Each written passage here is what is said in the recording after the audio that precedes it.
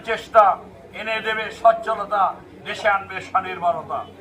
এই লক্ষ্যকে সামনে রেখে আমাদের এই ক্ষুদ্র প্রচেষ্টা, ক্ষুদ্র আয়োজন, এই মংলার ঐতিহ্যবাহী মাদ্রাসা কোরবান আলী আলিম মাদ্রাসার 120 জন ছাত্র, এর মধ্যে প্রায় 50 জন এতিম এবং অসংখ্য দরিদ্র মেধাবী হেফজে কোরআনের ছাত্ররা রয়েছে। তাদের জন্য আমি ঢাকা থেকে পাঞ্জাবির জুব্বার কাপড় এনেছি। সেই প্রত্যেকটি ছাত্রকে জুব্বার কাপড় বিতরণ করা হবে এই অনুষ্ঠানে, এবং প্রত্যেক এতিম দুস্থ গরিব ছাত্রদেরকে নগদ অর্থ বিতরণ করা হবে। এবং এই মাদ্রাসা প্রাঙ্গণে বৃক্ষরোপণ কর্মসূচি আমরা হাতে নিয়েছি। শুধু এই মাদ্রাসা নয়, মংলার 6টি উপজেলায়, পৌরসভা এবং রামপালের 10টি ইউনিয়নে, প্রত্যেকটি ইউনিয়নে বিএনপি এবং অঙ্গ সংগঠনের পক্ষ থেকে জাতীয়ভাবে আমরা বৃক্ষরোপণ কর্মসূচির ঘোষণা করেছি। সবাই আমাদের নেতা কর্মীরা স্ব-উদ্যোগে যার যার ইউনিয়নে বিএনপি অঙ্গ সংগঠন মিলে এই পরিবেশকে সুন্দর বান্ধব করার জন্য, পরিবেশকে রক্ষা করার জন্য গাছ লাগান, পরিবেশ বাঁচান, মানুষকে বাঁচান, জীব বৈচিত্র্যকে বাঁচান, এই স্লোগানকে সামনে রেখে রামপাল বাংলার প্রতিটি ইউনিয়নে গ্রামে আমরা বৃক্ষরোপণ কর্মসূচির শুভ উদ্বোধন ঘোষণা করেছি। আমাদের নেতা কর্মীরা এই কাজগুলো করেন। তারই অংশ হিসেবে আজকে আমাদের এই আয়োজন, আমাদের তরুণ ছাত্র সমাজ, তরুণ যুব সমাজ যাতে মাদকে আসক্ত না হয়, এই জন্য তাদের জন্য আমি ফুটবল নিয়ে এসেছি। প্রত্যেকটি ইউনিয়নে, প্রত্যেকটি ক্লাবে তাদের মাঝে ক্রীড়া প্রতিযোগিতার জন্য ফুটবল বিতরণ করা হবে। এই কর্মসূচি আমরা হাতে নিয়েছি। আমাদেরকে মানুষের কল্যাণে কাজ করতে হবে।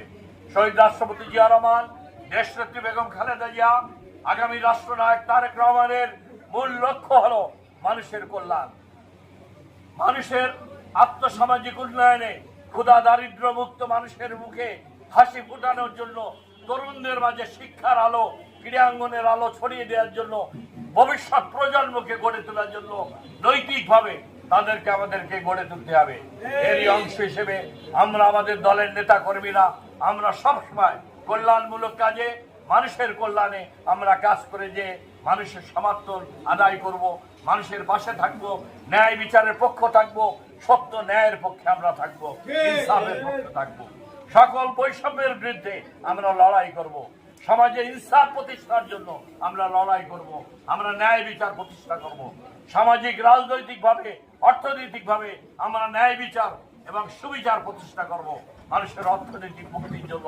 এই মহান লক্ষ্যকে সামনে রেখে আমাদের এই অগ্রযাত্রা। আমরা গণতান্ত্রিক বাংলাদেশে একটি সুন্দর, সুখী, সমৃদ্ধশালী, স্বনির্ভর বাংলাদেশ গড়ে তুলব। জুলাই বিপ্লবে আমাদের ছাত্ররা নিহত হয়েছে। প্রায় 2000 ছাত্র জনতা জীবন উৎসর্গ করে এই জুলাই বিপ্লবের মধ্য দিয়ে নতুন বাংলাদেশকে আমাদেরকে ফিরিয়ে এনে দিয়েছে। তাদের রক্তের ঋণ আমাদের শোধ করতে হবে।